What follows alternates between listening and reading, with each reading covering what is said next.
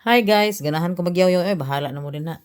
Kuan ba kanang nalipay lang ko sa ako ang bago nga maintenance ang amlodipine 5 milligrams kay ngano few days, di ba ako man to nagsugod ko Monday no? Monday.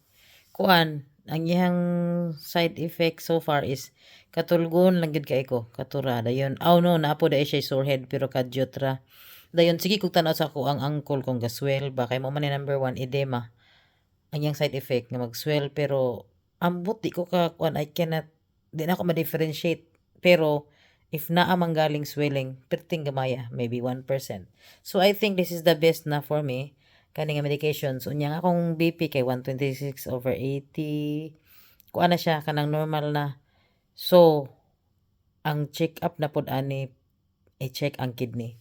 So I'll just wait sa 19 na ako i-check up sa sugar o sa kidney sa blood test na siya. So I'll see kung unsay mahitabuan na. I hope all is well. Okay lang unta tanan. So unya joker kayo no kay kana bitang kanang magpa-check up ka.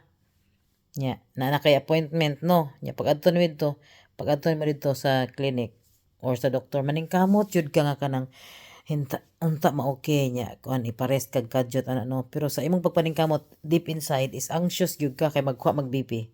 So instead nga maningkamot ka mababa mutaas sino ng BP ana kay anxious man ka unya kanang inana gyud normal gyud na siya. So ang first reading ana is taas gyud na siya no. So ana ang doctor no matter regardless with the reading I'm gonna take another one kay duha man gyud na. So pag adto na ko dito si 164/, taas gyud to. Pila to'y over niya basta kay taas. Dayon pagka next na pod after like a minute giotro na sad 162. Wala gyud din baba. Ani baba 2% to ra.